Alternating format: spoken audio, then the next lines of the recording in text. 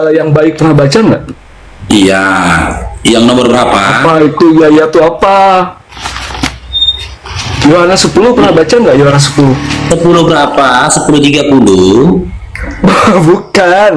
Yohanes 10 ayat 1 itu sampai ke ayat 20 itu kan konteksnya itu tentang gembala yang baik. Nah, kalau kamu baca itu, ya dia kalau mengklaim kamu baca dirinya dari ayat 1 sampai 20 itu kan Yesus mengindikasikan bahwa dia tuh mengenal siapa yang mengikuti dia gitu. Iya, dia mengklaim dia tahu dirinya siapa orang-orang yang mengikuti dia. Jadi kalau kamu membaca Yohanes 10 itu tentang akulah gembala yang baik kata Yesus. Nah, itulah mengindikasikan bahwa Tuhan Yesus tuh tahu siapa yang mengikuti dia gitu. Oke, ketika Yesus mengklaim dalam Yohanes 10 menyatakan dirinya adalah gembala yang baik, dia gembala atas domba-domba dari Bani Israel atau domba-domba di luar Bani Israel. Konteksnya nggak ke situ dulu. Konteksnya. Kalau kamu baca di Yohanes 10, contoh ya, saya baca ya. Bentar ya, saya tunjuk datanya. Di ayat ke-7. Di ayat ke-7, contoh ya. Yesus ngomong begini, aku berkata kepadamu, sesungguhnya akulah pintu ke domba-domba itu. Domba-domba itu berarti yang mengikuti Yesus. Tidak, ngarang aja. Semua orang yang datang sebelum aku. Ini datanya, ini. Lalu jawab Yesus, aku diutus hanya.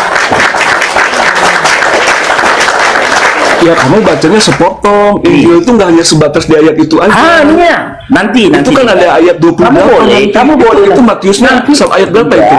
Dinda, kamu boleh memberikan data yang lain nanti untuk Matius 15. Itu kan belum selesai, saudara. Tapi tunggu saya selesaikan dulu. Ketika Yesus mengatakan, tunggu saya selesaikan dulu mereka. Ini sih kau diskusinya. Saudara, tunggu saya selesaikan dulu bacaan saya ini. Matius selesai gantian lah. Paham? Biar orang yang simak itu ngerti gitu loh. Iya, tunggu saya selesaikan dulu bacaan ini. Saya baca Bible dulu, kok potong. Jawab Yesus, aku diutus hanya kepada domba-domba yang hilang dari umat Israel. Dalam Yohanes 10 benar, Yesus mengatakan bahwasanya dia mengenal domba-dombanya dan dia adalah gembala yang baik. Tapi selaku penggembala, Yesus hanya mengembalakan domba-domba dari umat Israel, bukan di luar dari umat Israel. Lantas untuk umat di luar dari Israel, apa kata Yesus? Nih, kita baca dari Matius 15 nomor 15 sampai 26. Jangan kau bilang panjang sepotong-sepotong ya. Nih. Ini ketika ada orang dari luar Israel yang berupaya untuk mengikuti Yesus nih. Matius 15 nomor 21 dari 21 aja ya. Lalu Yesus pergi dari situ dan menyingkir ke daerah Tirus dan Sidon. Maka datanglah seorang perempuan Kanaan dari daerah itu berseru, kasihilah aku ya Tuhan, anak Daud, karena anakku perempuan kerasukan etan dan sangat menderita. Tetapi Yesus sama sekali tidak menjawabnya. Lalu muridnya datang, ini ya dari Kanaan ya, Kanaan itu di luar Bani Israel Kanaan. Lalu, ya tapi Yesus sama sekali tidak menjawabnya. Lalu muridnya datang dan meminta kepadanya, suruhlah ia pergi, diusir. Ini. Suruhlah dia pergi, kata Yesus. Ia mengikuti kita dengan berteriak dengan berteriak. Jawab Yesus. Nah, Yesus gak terima diikutin ini sama orang-orang, sama perempuan Kanaan di luar Bani Israel. Lalu Yesus berteriak, jawab Yesus, aku diutus hanya kepada domba-domba yang hilang dari umat Israel. Tetapi perempuan itu mendekat dan menyembah dia sambil berkata, Tuhan, tolonglah aku. Tetapi Yesus menjawab, tidak patut mengambil roti yang disediakan bagi anak-anak dan melemparkannya kepada.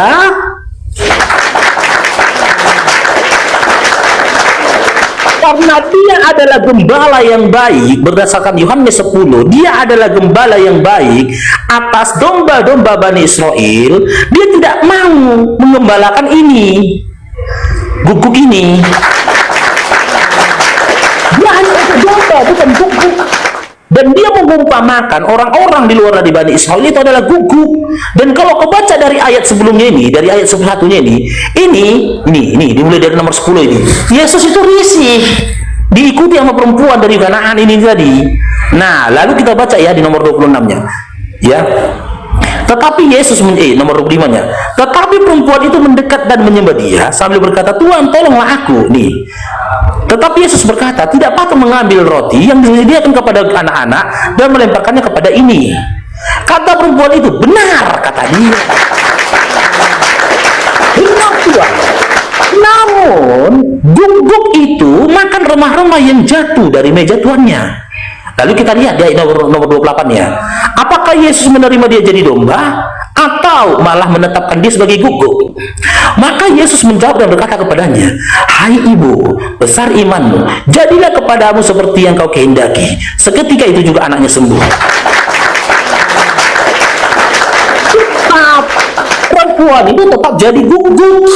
Sementara temaku ini aku mempertanyakan, adakah Yesus memperkenalkan dirinya kepada manusia sebagai Tuhan dan juga sesembahan?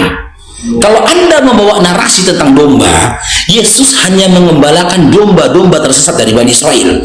Jika ada narasi Yesus yang mengatakan dalam Bible, dia diutus untuk seluruh domba di luar dari Bani Israel, atau seluruh domba yang ada di atas bumi ini, atau dia menyatakan dirinya diutus untuk seluruh manusia, berikan ayatnya. Jika kau tak mampu memberikan ayat itu dan memberikan data itu, terima kenyataan bahwasanya Yesus hanya menggembalakan domba dari Bani Israel, bukan pernah menggembalakan guguk di luar Bani Israel.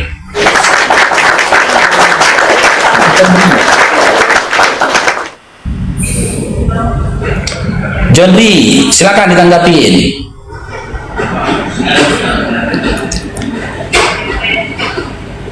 John Lee. Oh, udah, ngomongnya udah ya. Ya, silakan. Jadi gini, gini loh, Ruk, ya. Ayat yang kamu bawa di Matius 14 itu kan memang mengapa Tuhan Yesus berkata di 15. Ya, di Matius 15 itu kan itu memang Tuhan Yesus kan belum menyelesaikan karya keselamatannya itu di dunia. Ya karena memang masih panjang gitu loh.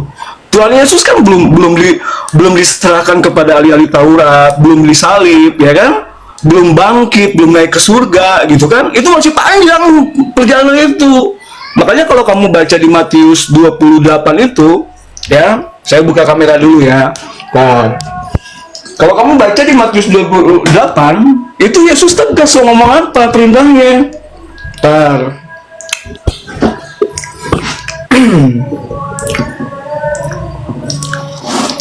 Mana sini Alkitab gue, bentar ya, gue buka dulu. Nah ini nih di Matius, aduh gelap Truk.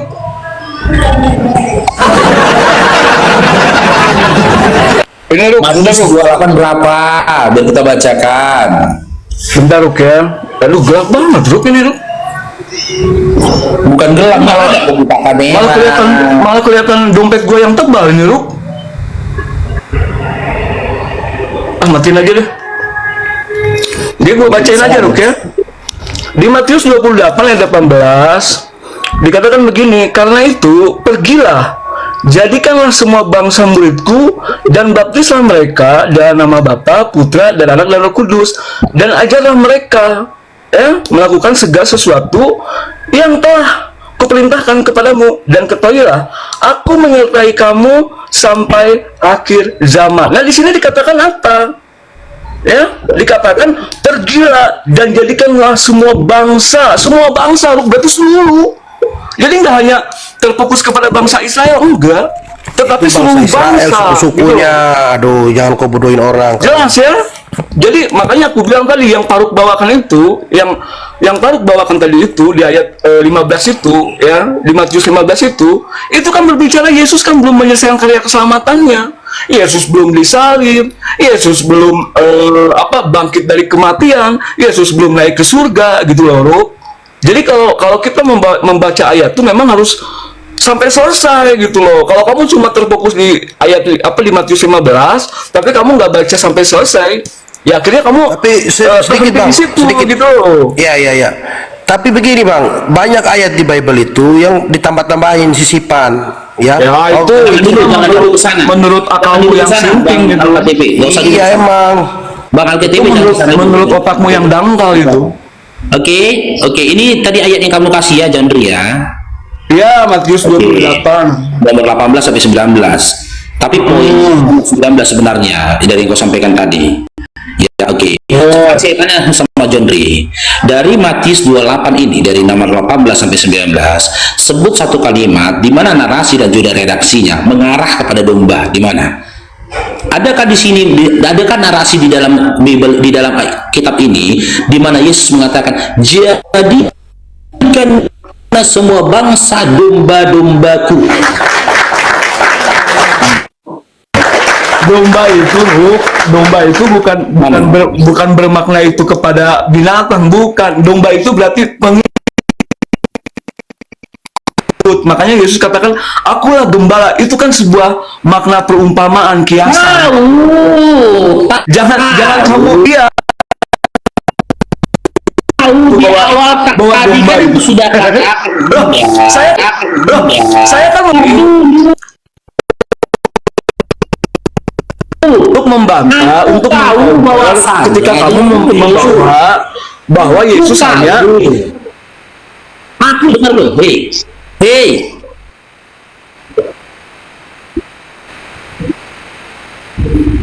saya tahu kata domba di situ, ya, kan itu saya bilang tadi bukan benar-benar domba. Dan orang di luar Bani Israel diumpamakan Yesus dengan gugur.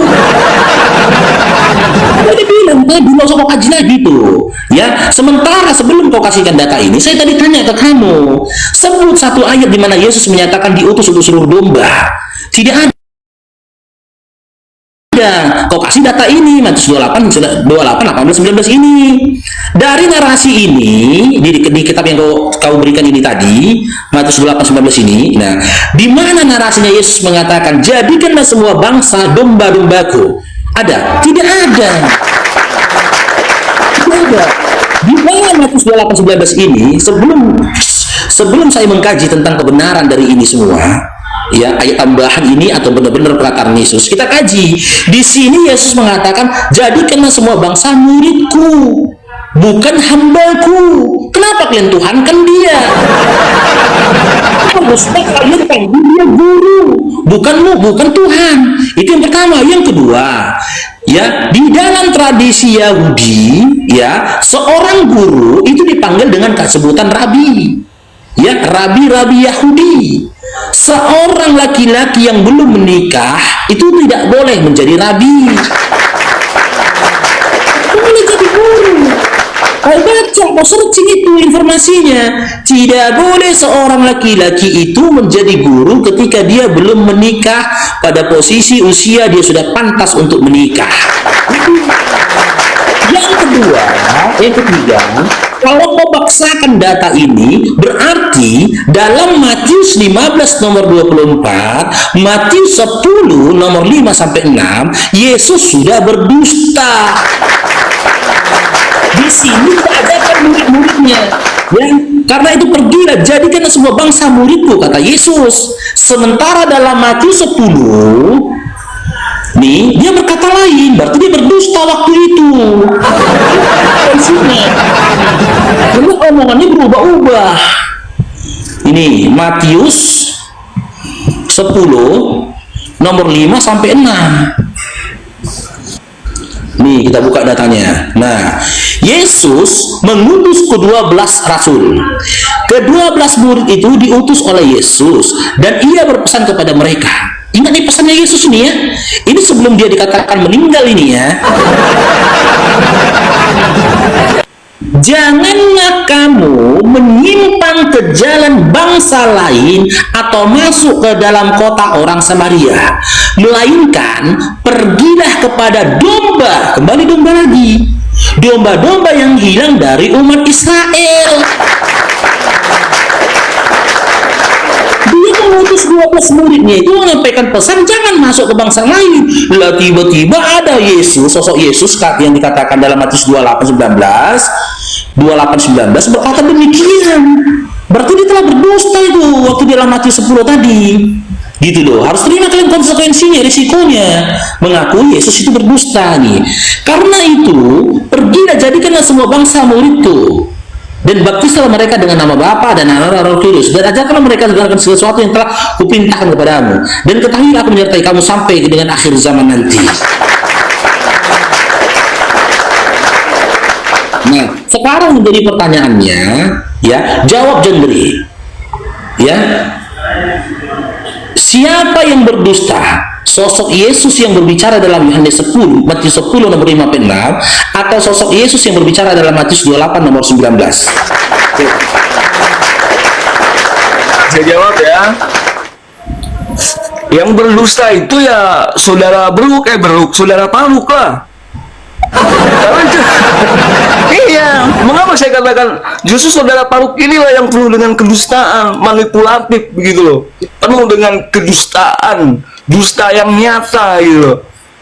Ketika saudara Farouq membawa Matius itu, saya kan tadi sudah bilang Tuhan Yesus itu dalam pekerjaannya, dalam karya keselamatannya itu, ya toh, dia memang memiliki rancangan gitu loh. Ya. Di mana tertulis itu? Di mana tertulis itu? Penyampaian ya itu yang tadi kamu bawa itu. Makanya Tuhan Yesus memberikan nasihat kepada murid-muridnya. Ya kan? Janganlah kamu, karena memang belum selesai. Makanya ketika di kayu salib itu, ketika Tuhan Yesus itu di kayu salib, Tuhan Yesus ngomong apa? Ngarang ini. Sudah selesai. Bentar. Data. Saya minta data. Parah nih Farouq ini, gue mau ngejelasin. Sabar. Tadi kau kan mengatakan makanya kan bahwa Yesus belum selesai. Bentar dulu. Ketika di kayu salib Yesus itu, belum selesai Yesus ngomong apa? Sudah selesai. Sudah selesai itu berarti ya segala sesuatu yang Tuhan Yesus rancang itu, yang telah dirancang oleh Allah itu udah selesai semuanya. Jadi jadi berbicara tentang apa yang kamu bawa itu nasihatnya Yesus kepada murid-muridnya. Janganlah kamu pergi ke daerah Samaria. Itu adalah nasihat Tuhan Yesus kepada muridnya. Karena apa? Karena karya keselamatan itu belum selesai. Dan ketika segala sesuatu itu sudah selesai, dan ketika rancangan itu sudah tergenapi, baru Tuhan Yesus ngomong apa kan di kayu salib? Sudah selesai. Paham? Gitu loh Farouq, kamu cara berpikir. Makanya saya bilang ketika membaca Alkitab itu jangan cuma sepotong-sepotong. Kamu kan cuma bawa ayat-ayat, misalkan ayat Matius 15. Bentar. Tapi Matius 28 nggak kamu baca. Jadi cuma kayak apa ya? Kayak film itu kamu cuma nonton setengah gitu. Kayak nonton film, kamu tuh nggak sampai selesai itu film. Nontonnya cuma di tengah-tengah. Makanya kamu nggak ngerti. Johan Ray, bisa saya Jadi ngomong ketika Johan Ray? kamu nanya, siapakah Yesus yang berbohong tuh? Yang berbohong itu yang saudara Johan Ray, tadi kau bernarasi bahwa Yesus belum selesai kan? Nah, sekarang coba kita baca di Kisah Para Rasul 16 ayat 6. Kalau memang betul Injil itu diperintahkan untuk ke seluruh dunia ya, saya baca, kau bacakan ya, kau baca ya. Kisah Para Rasul 16 ayat 6. Mereka melintasi tanah Frigia dan tanah Galatia karena Roh Kudus mencegah mereka untuk memberitakan Injil di Asia. Dan setibanya di Misia, mereka mencoba masuk ke tanah Bitinia, tetapi roh ini ya, berarti Yesus sudah diangkat ya. Roh Yesus tidak mengizinkan mereka. Tidak ada perintah untuk pergi ke seluruh bangsa, ke seluruh dunia. Oke, ini sekarang kita buka datanya teman-teman ya. Makanya saya bilang Kristen ini kalau ditanya imannya pada saat yang sama dia akan mengarang cerita yang mengarah kepada dusta. Betul. Dia berkata sesuatu yang tidak tertulis di Bibelnya. Dia bilang, Yesus berkata begitu dalam Matius 10 nomor 5-6 karena belum selesai rancangannya. kau hal itu, Jondri? Sementara dalam Biblemu tidak termuat narasi seperti itu, di mana Yesus mengatakan di dalam Matius 10 ayat 5-6, di ayat selanjutnya Yesus nggak pernah, maksudnya aku berkata sedemikian rupa karena belum selesai rancanganku. Ini bukan lagunya, ya. Yesus menyampaikan sesaat sebelum dia meninggal dunia yang tertulis dalam kitab Yohanes itu, ya, sudah selesai. Yesus ini ya. Kita ambil dari Yohanes atau diambil dari Matius ini?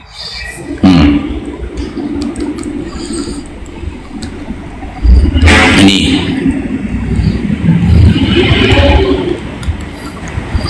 Jangan bohong, kenapa sih kalian? Nih. Kita ambil Yohanes 19:30-nya aja nih. Nih. Yohanes 19:30 nih. Nih. Nanti ngarang lagi deh setelah ini. Ntar ya, ini kecil pula, yang besar kita ambil. Yang besar. Yohanes 19:30. Ini yang besar. Ini besar. Sesudah itu, sabar ya, agak blur, biasa iPhone. Sesudah Yesus meminum anggur asam itu, berkatalah ia, sudah selesai. Lalu ia menundukkan kepalanya dan menyerahkan nyawanya. Sudah selesai. Di sini dia berkata sudah selesai. Lantas, kenapa setelah menceritakan sosok Yesus yang bangkit dari kematian dalam Matius 28:19, ya, sementara Yohanes 19:30 dia mengatakan baru selesai, dia malahan memberikan pengajaran-pengajaran yang baru. Ini pengajaran baru lagi dari dia, katanya udah selesai. Kok malah pengajaran baru dia dengan mengatakan, karena itu pergilah, jadikanlah semua bangsa muridku dan baptislah mereka dalam nama Bapa. Kok jadi berubah? Dalam Yohanes 19:30 dia bilang udah selesai. Kan gitu. Kitab Matius 28 ini adalah kisah, ya, apa yang dikatakan dari lakukan Yesus setelah dia bangkit dari kematian dalam Bible kalian. Kurasa kok nggak tahu itu sejarah kitab lo ini. Matius 28 ini menceritakan apa pun nggak tahu ini. Di satu sisi dalam Yohanes 19:30 Yesus mengatakan sudah selesai. Di sisi lain setelah bangkit dari kematian dalam Matius 28:19 Yesus memberikan pengajaran yang baru. Jadikanlah semua bangsa muridku, baptislah mereka dengan nama fulan. Sementara sebelum meninggal dia sudah mengatakan dalam Matius 15:24 dia hanya untuk domba-domba yang tersesat dari Israel. Dan di dalam Matius 10:5-6 ketika menyampaikan pengajaran kepada muridnya, dia mengatakan jangan masuki bangsa-bangsa lain, ya, bangsa orang Samaria, karena aku diutus hanya untuk domba-domba tersesat dari Bani Israel. Sekarang saya minta sama Jendri, berikan data di Biblemu di mana Yesus memberikan narasi apa yang dikatakannya dalam Matius 15 dan Matius 10 itu karena rancangannya belum selesai. Kasih datanya, silakan. Dan aku minta ketika aku bernarasi pakai data, Jondri. Jangan ngarang ya. Aku udah capek 27 tahun aku di Kristen, ditipu-tipu sama pendeta, udah capek aku. Lanjut kita ke belakang dulu aku bentar. Iya, lanjut aja. Silakan. Aku ke belakang bentar. Iya. Silakan Andre. Lanjutkan. Ingat itu ya, ini nggak anti rungkat.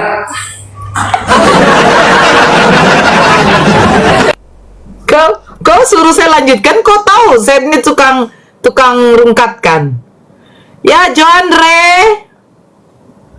Lah inilah makanya aku bilang saudara Farouq ini emang dia nggak bisa baca bahasa Indonesia aja, dia nggak ngerti dulu. Iya, dia nggak ngerti bahasa Indonesia. Nggak ngerti dia bahasa Indonesia pun dia nggak tahu dia ini. Dia taunya bahasa roh. Karena itu pergilah, jadikanlah semua bangsa muridku dan baptislah mereka dalam nama Bapa dan Putra dan Roh Kudus, dan ajarlah mereka melakukan segala sesuatu yang telah udah aku kasih tau kayak gitu. Kau udah ngasih tahu kayak gitu. Makna kayak begitu aja dia nggak ngerti. Nggak ngerti dia. Dipikirnya dia ajar itu berarti ada ajaran baru. Aduh paham gitu. Aduh si Farouq ini. Nah lalu si Farouq bertanya, di mana dikatakan sudah selesai? Anda baca saudara Farouq di dalam Ya, Yohanes sudah selesai ini 19. maksudnya tuh apa nih? Di dalam Yohanes 19 ayat 29 dikatakan begini, ya. Di ayat 20, Yohanes 19 ayat 20. Iya, Sesudah Yesus meminum anggur asam itu, berkatalah ia, sudah selesai. Sudah selesai. Lalu ia menundukkan Dia selesai. kepalanya dan menyerahkan nyawanya. Sudah selesai itu berarti segala rancangan keselamatan itu, karya keselamatan Tuhan Yesus di dunia itu ya udah selesai. Oh, baik udah itu dalam selesai. baik itu dalam pengajarannya, Dia berkarya untuk apa? Dia baik berkarya itu untuk apa? dalam hal. Bentar dulu lah Noora, aduh parah kali Noora ini ah.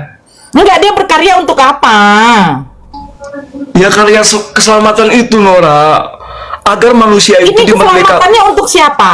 Keselamatan agar manusia itu dimerdekakan dari perhambaan dosa, begitu loh Noora. Oh jangan kau ngerti, Dari- kau macam ngerti aja kau Noora. Kau nanti kau kasih uang juga kau nanti, kau kasih kupokan juga Makanya nanti biar kau aku lama-lama. paham. Apa? Iya, dia dimerdekakan. Dari mana? Bukan dia dimerdekakan. Jadi yang memerdekakan ini siapa? Jadi gambaran ilustrasinya itu Noora, ketika Nabi Musa itu ya membawa orang-orang Israel itu dari perbudakan di Mesir ya. Nah, ketika Yesus datang ke dunia, Tuhan Yesus itu membawa orang-orang itu dari perbudakan dosa gitu loh. Oh, perbudakan dosa. Betul. Karena manusia itu hidup di bawah dosa pada saat itu. Siapa yang buat dosa? Ya manusia dong. Pertama kali yang buat dosa ini siapa? Ya Adam lah, Adam. Jadi Nah, Adam buat dosa. Dia, enggak, aku serius nih. Adam, dia bagaimana caranya dia buat dosa? Dosa yang dibawa oleh Adam itu adalah ketika Allah itu memberikan apa? Memberikan sebuah perintah, janganlah kau makan, ya toh? Kau makan. Janganlah kau makan itu. Pengetahuan itu ya. Jika engkau memakannya, engkau akan mati, kan begitu perintahnya. Tetapi Allah memberikan pilihan lain. Engkau boleh memakan buah yang lain, tetapi jangan buah yang ada di itu. tengah-tengah Tetapi tengah taman ini. Tetapi Jangan kau karena makan Allah itu apapun merabanya. memberikan kehendak bebas kepada ciptaannya, ya. Tentu Allah itu memberikan kebebasan gitu. Andre, biar enak ini. Jadi begini. Pertama kali yang berbuat dosa adalah Adam ketika dia memakan buah pengetahuan yang ada di tengah-tengah taman itu, benar ya? Betul. Kan jadi pinter saya gara-gara kamu. Nah, kira-kira Tuhan tahu nggak waktu Adam mau makan dengan Hawa?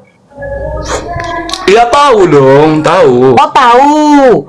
Tunggu dulu. Ini aku apa ya? Yesus datang dengan karya keselamatan untuk memerdekakan manusia dari perbudakan dosa. Betul. Dosa yang dibuat oleh Adam pertama kali. Benar ya? Betul. Nah, jadi begini. Adam waktu makan buah itu, apakah Tuhan tahu? Bapa itu tahu, Allah itu tahu. Tahu. Terus dia biarkan aja. Loh, Allah kan memberikan pilihan, Noora. Kan Allah ngomong di dalam kitab Kejadian itu, engkau boleh memakan apa saja, tetapi pohon yang baik dan benar itu jangan kau makan. Kan itu perintahnya kan? Sudah diberitahu. Jadi waktu kan dimakan sama Hawa pertama kali nggak dicegah. Loh, Allah itu kan memberikan kehendak bebas di dalam diri manusia itu. Oh, jadi bebas gitu ya? Betul. Makanya kan Allah mengatakan yang memberikan menciptakan kehendak manusia bebas itu itu Allah seturut kan? dan segambar. Iya, Benar? yang memberikan hak kebebasan itu Allah sendiri. Ya manusia dong, diberikan oleh Allah. Iya, kan Allah yang memberikan kebebasan kepada manusia ini yang bernama Adam makan buah. Nah, betul. tapi kenapa pula dia sudah memberi kebebasan terus jatuh dalam dosa, capek-capek dia turun untuk disalibkan? Maksudnya? Loh, begini loh. Yang disalibkan itu siapa? Allahnya atau siapa yang disalibkan? Loh, sekarang yang menjadi manusia ini Firman atau Bapa? Ya Firman dong, bukan Firman Bapa. ini berasal dari mana? Firman itu ya berasal dari Bapa. Berarti Bapa yang jadi manusia apa Firman? Gini. Tentu harus gini Noora. Di dalam diri Bapa itu memiliki firman dan roh. Firman itu ya, sang logos itu adalah kecerdasan Allah. Itu adalah intelijensia Allah gitu. Makanya Oh, jadi ketika kalau Allah Bapak itu dulu, jangan terlalu panjang. Jadi kalau Bapak berfirman itu berarti dari pemikirannya berarti dia cerdas. bukan. Oh, bukan. Ketika Allah itu menciptakan segala sesuatu itu kan dengan firman-Nya. Iya, betul. Makanya kalau kita melihat di dalam Kejadian 1 ayat 3, berfirmanlah Allah. Jadi manifestasi dari firman itu, ya toh, itulah dia Yesus itu yang di dunia itu, yang nuzul ke dunia itu, itulah perwujudan dari Allah itu gitu. Oh, jadi Manifestasinya. yang menjadi manusia firman yang dari Bapa. Betul. Kan Yohanes 1:14 kan, firman itu. Firman telah yang, menjadi manusia. yang dari Bapa ini, tunggu dulu. Firman yang dari Bapa ini menjadi manusia, manusia ini adalah Bapa. Waduh, kacau kan Noora, ya bukan lah. Manusia ini ya Bukan Tuhan juga. Yesus. Kenapa dia jadi Tuhan? Tapi manusia bukan jadi Tuhan. Nah. Firman itu telah menjadi manusia, bukan firman itu telah Nah ini menjadi makanya Tuhan. Edis bilang kalian tuh belum lulus. Kalian belum lulus tentang kata Tuhan. Iya. Benar, memang benar. Iya, Jadi Belum yang lulus menjadi kalian manusia, kata Tuhan. enggak, tunggu dulu. Ini firman ini menjadi manusia atau firman ini menjadi Tuhan? Firman, loh Yohanes 1:14 kan dikatakan tegas di situ kan, eksplisit. Firman itu telah Firman menjadi- itu telah menjadi manusia. Kan itu Oke, telah menjadi manusia, bukan Tuhan ya. Bukan Tuhan ya. Bukan. Oh, iya. Tuhan, gini loh Noora. Tunggu dulu, jangan panjang. Gini Noora. Jangan Manusia itu kamu, namanya jangan siapa? kamu, jangan Manusia kamu itu namanya siapa? samakan, jangan Manusia kamu itu namanya? samakan pola pikir kamu dengan pola pikir orang Kristen beda. Iya, bukan. Saya mau bertanya. Firman itu telah menjadi manusia. Manusia itu namanya siapa? Yesus. Di mana tertulis Yesus? Loh di dalam Lukas itu. Loh, Lukas Ketika berapa? malaikat Gabriel berkata kepada Bunda Maria, engkau akan menamai dia Yesus. Oh, berarti manusianya itu namanya Yesus. Betul. Nah, kemanusiaannya. berarti bukan Tuhan ya. Tuhan itu adalah title jabatan Tuhan Yesus di dunia.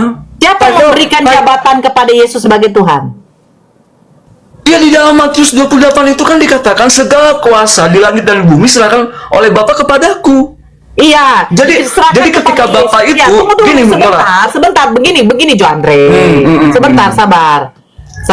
Segala kuasa di langit dan di bumi diberikan di sorga Bapa. dan di bumi. Iya, di sorga dan di bumi diberikan kepadaku dari Bapa. Pertanyaan Betul. saya, yang memberikan title dia sebagai Tuhan ini siapa?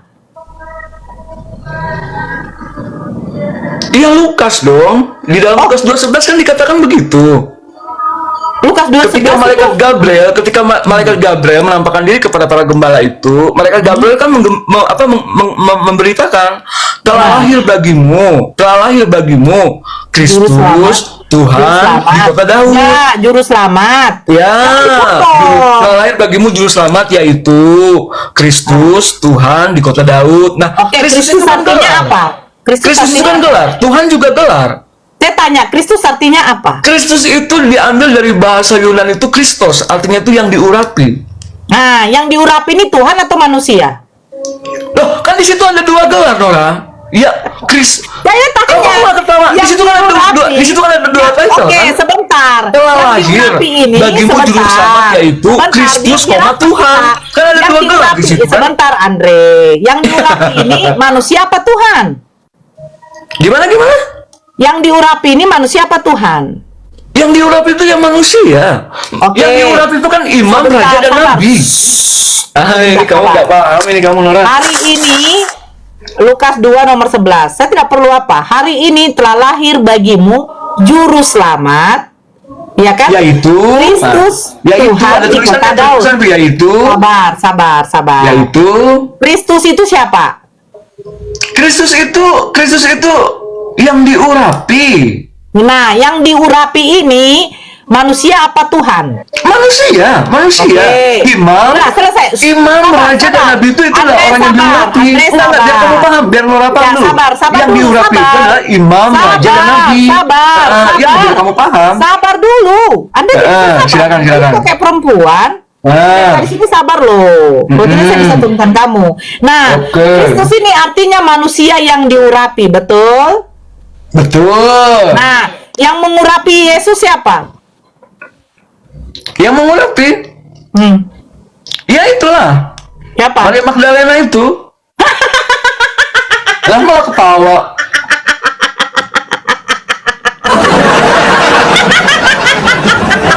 ketawa dia. Maria Magdalena ini siapa? Kenapa ketawa? Maria Magdalena ini siapa? Yang diurap itu kan dengan minyak, makanya diurapi. Maria Magdalena ini siapa? Makanya makna kata diurap itu kan diminyaki. Saya tanya, Maria Magdalena ini siapa? Murid Tuhan Yesus, murid, bagian dari murid Tuhan Yesus. Sejak kapan dia diangkat? Sejak kapan Yesus mengangkat seorang perempuan jadi murid? Loh, dia itu kan pengikut Tuhan Yesus juga. Dia kan bersama-sama dengan Tuhan Yesus. Gimana sih kamu? Saya bertanya, sejak kapan Maria ini diangkat Yesus sebagai murid? Dan terus yang kedua, Loh, Maria dia kan Magdalena ini bagian, siapa? dia kan bagian dari Sehingga para dia murid-murid berani itu. menyentuh Dia yang kaki mengikuti Yesus. Tuhan Yesus. Dia kan bagian dari pengikutnya. Saya bertanya, Maria Magdalena ini seorang perempuan apa? Menurutmu perempuan apa menurutmu? Loh, menurut Bible perempuan apa? Hah? Iya, perempuan apa? Perempuan dia baik maksudnya. Perempuan apa dia? Iya, perempuan apa coba? Perempuan apa? Wah, saya tanya sama kamu. Iya, perempuan tidak baik maksudnya gitu. Maksudnya. Loh, saya bertanya sama kamu menurut Bible. Iya, perempuan yang tidak baik maksudnya gitu. Dalam tanda petik. Dah, lu diem ya, biar dapat kita poinnya di sini nanti sama Bang Farouq. Ya, jadi begini ya Andre, dengarkan saya baik-baik. Dengarkan saya baik-baik, ini ilmu bagi kamu. Mudah-mudahan terbuka akal pikir kamu dan saudara-saudara yang di bawah. Jadi begini, saya ikutin saja narasi dia. Bawa ke Adam sampai kepada Yesus yang diurapi. Itu saya ikuti semua. Saya ikuti karena ini anti rungkat. Jadi begini, kalau secara logika Yesus datang ke dunia, dia sebagai Tuhan yang titelnya yang diberikan oleh kalian-kalian. Karena Bapa tidak pernah mengatakan segala kuasa di surga dan di bumi diberikan Bapa kepadaku. Nah, kuasa yang diberikan kepada Yesus bukan kuasa dia menjabat sebagai Tuhan. Tidak pernah Bapaknya mengatakan kepada dia, inilah anak yang kukasihi, kepadanya lah aku berkenan dan kujadikan Tuhan. Tidak ada pernah. Bahkan di dalam perjanjian lama, Tuhannya Musa sendiri, Abraham, Ishak, Yakub, ya, tidak pernah mengatakan dia itu akan menjadi manusia berapa ribu tahun kemudian untuk menebus dosanya Adam. Tidak ada. Karena apa? Yang menjadikan Yesus Tuhan satu, itu adalah ajaran Paulus di dalam Roma 14 nomor 9. Sebab itu Kristus telah mati dan bangkit supaya menjadi Tuhan.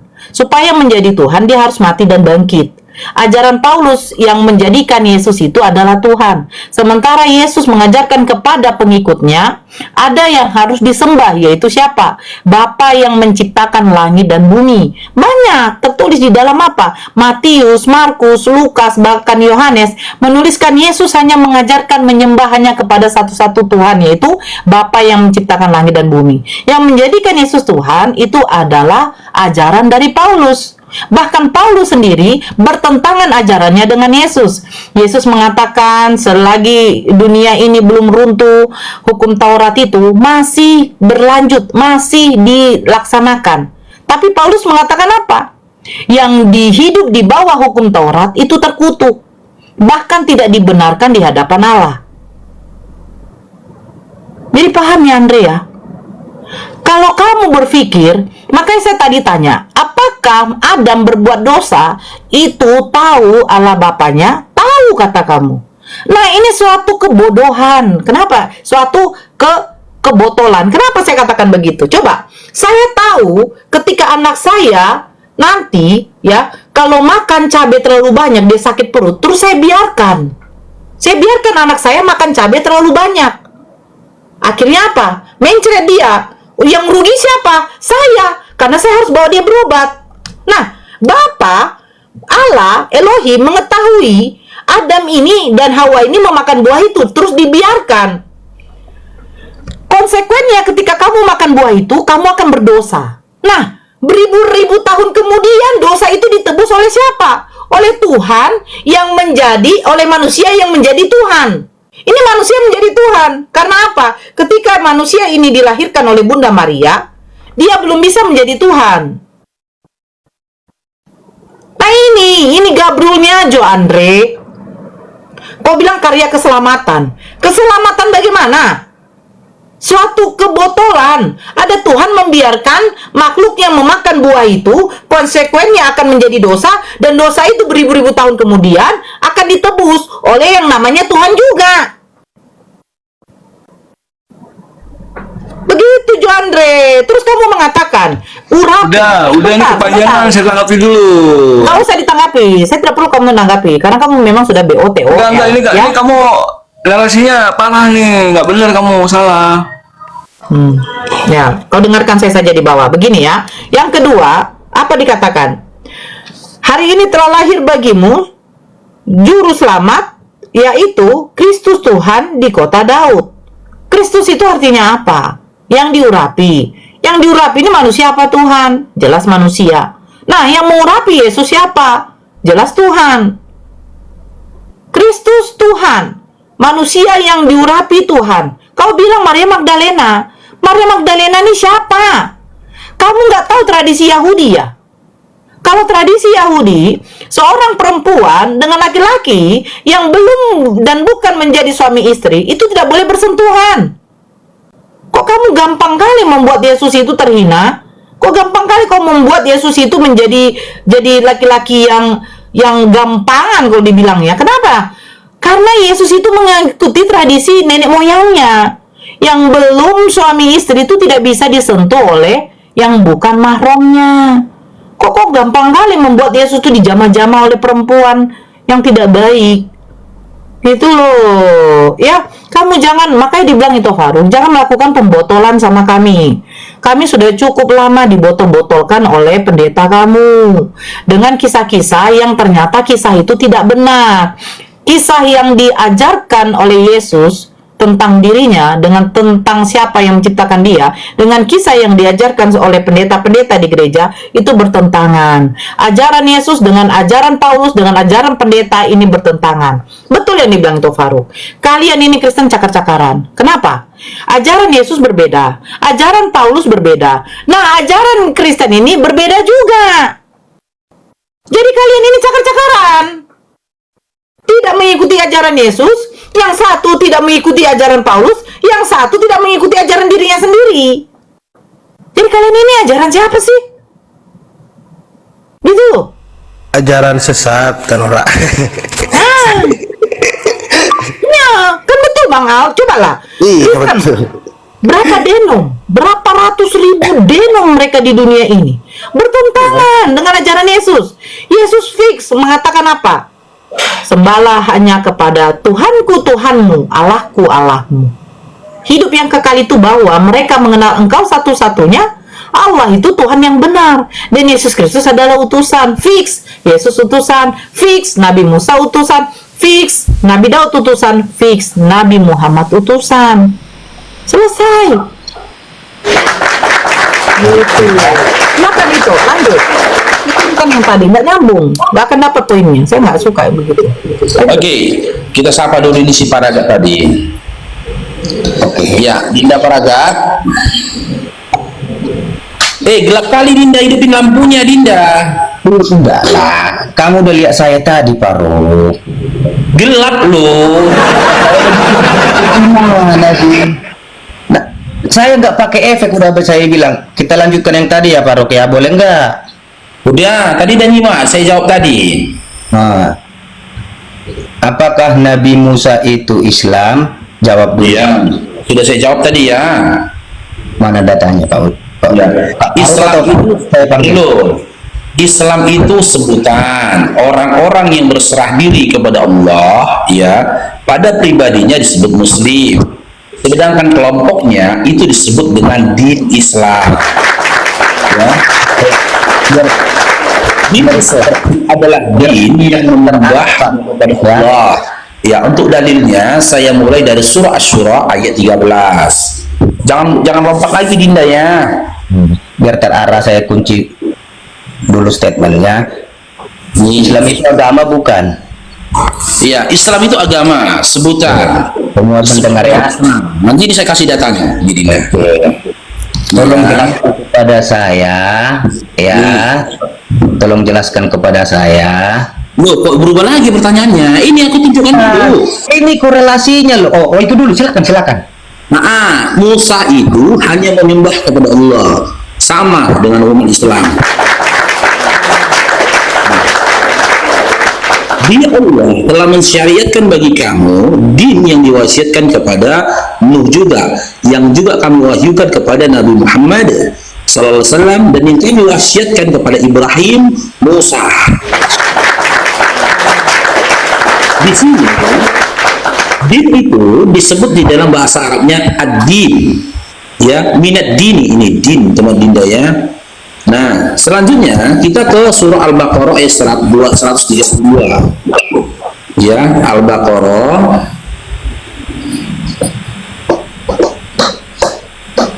Al-Baqarah 132. Ini dia.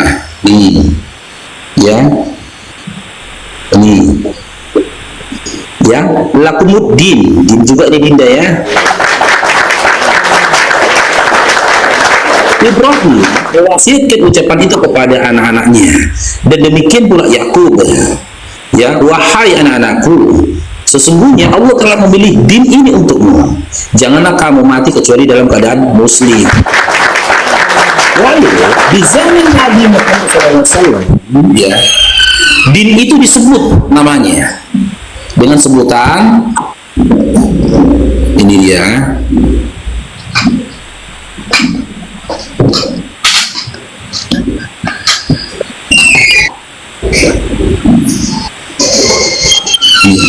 Ali Imran ayat 19. Inna dini indallahil Islam. Sesungguhnya din yang diridhoi di sisi Allah adalah Islam.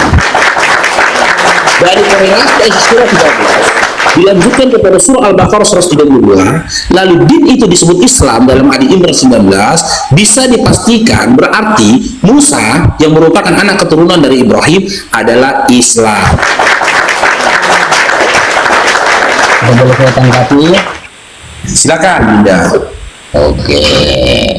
Tolong jelaskan kepada saya artinya surah Al-Jasiyah ayat 16. Bukan, tunggu saya.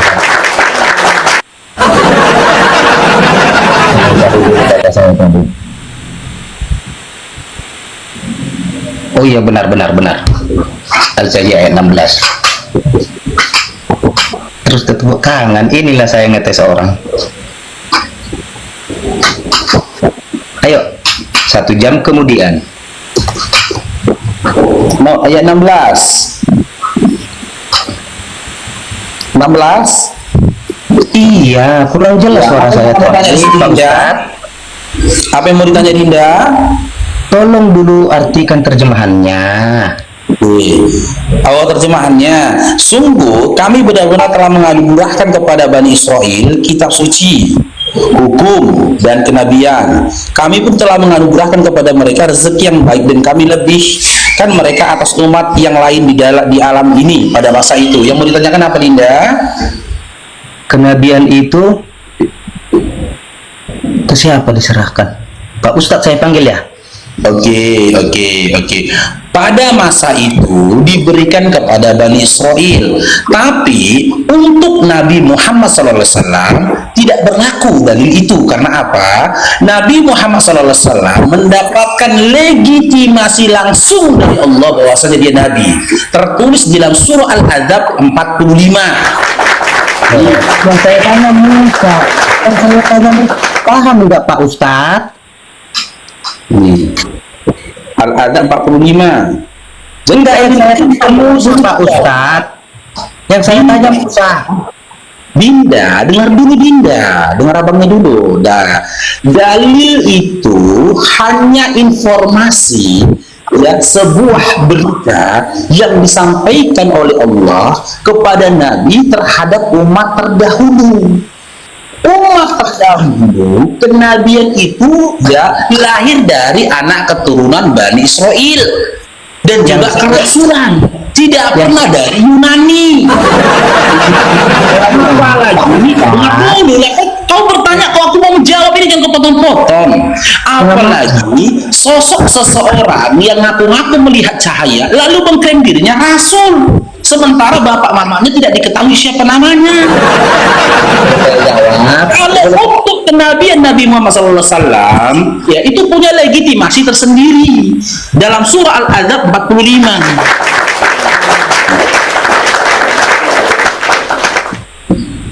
Sabar ya, agak belum masih blur dia. Soalnya HP iPhone. Ya ayyuhan nabi. Di sini nabi disebut dengan ya wahai nabi. Ya di sini wahai nabi nih. Wahai Nabi Muhammad sallallahu alaihi wasallam. Allah sendiri telah memanggil dan menyapa Nabi dengan sebutan Nabi. Jadi nggak ada urusannya itu. Surah Al-Jaziyah ayat 16 itu buat kenabian dari Nabi Muhammad SAW. Dan dia juga mendapatkan legitimasi khusus, ya ketika dia menjadi Rasul. Al-Fat 29. Ini Tidak boleh saya bicara. Muhammadur Rasulullah.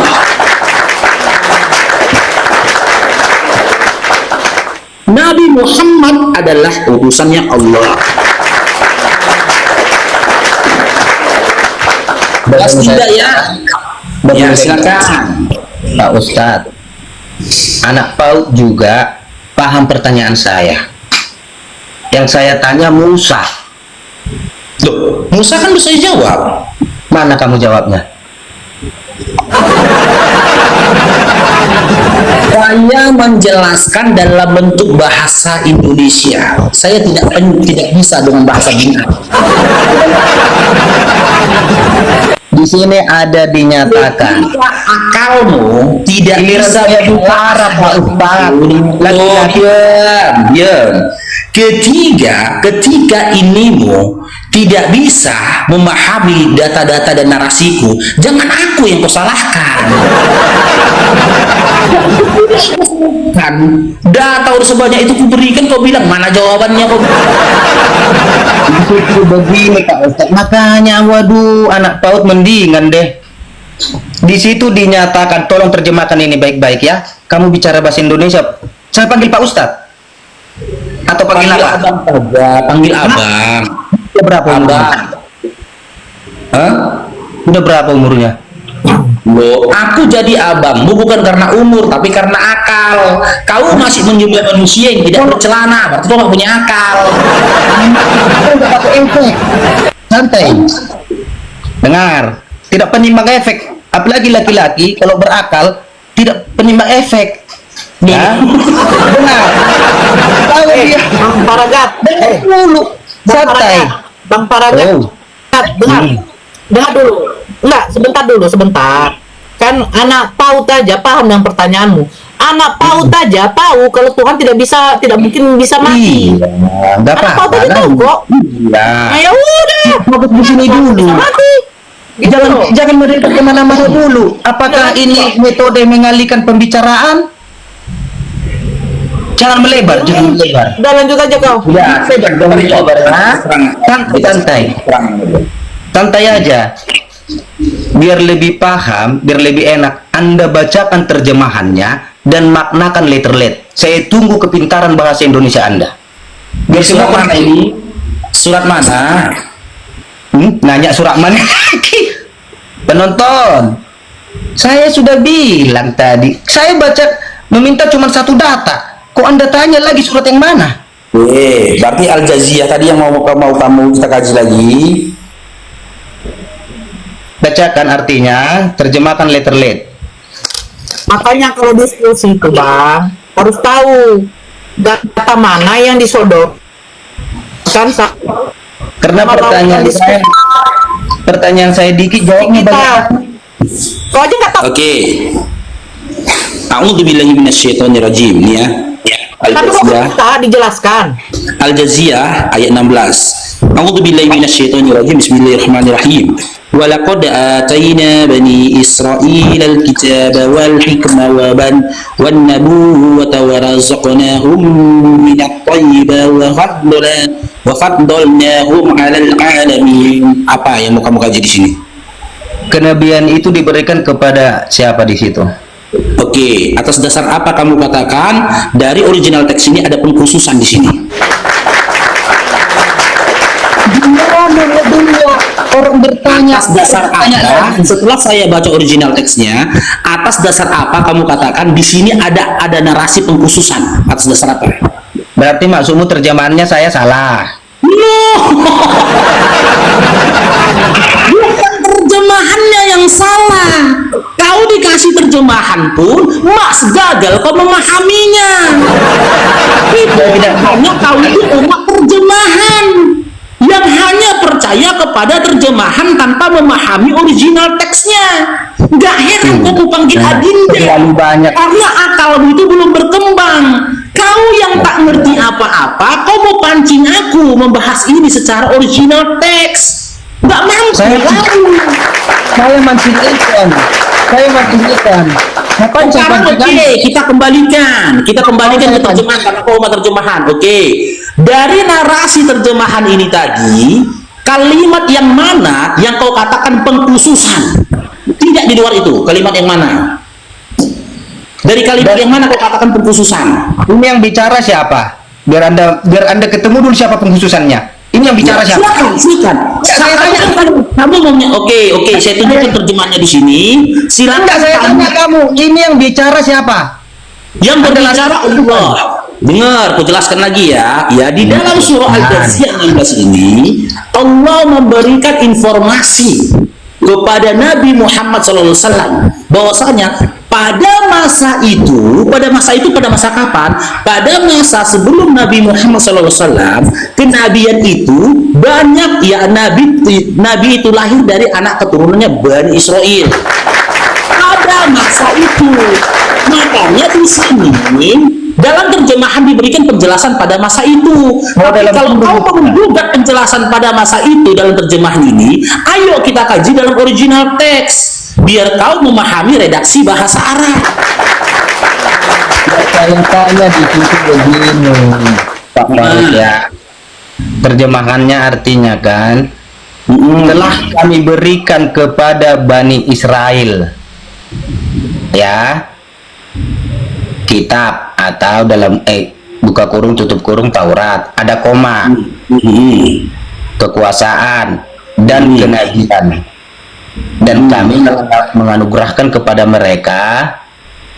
Bentar dulu ya, ini udah kebuka, baca aja di sini. itu kecil, lebih nyaman saya yang punya saya yang saya bahas. Mereka rezeki yang baik dan kami lebihkan mereka atas bangsa-bangsa. Ada lagi di situ buka kurung dan tutup kurung pada masanya. Yang sekarang saya mau konteksnya Anda terjemahkan.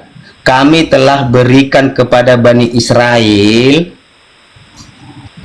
kitab dalam kurung Taurat, kepada Bani Israel Taurat, kekuasaan dan kenabian. Itu Anda terjemahkan. Oke, saya jelaskan ya. Pada masa itu, makna ayat ini ya, Allah menyampaikan informasi ke Nabi. Pada masa itu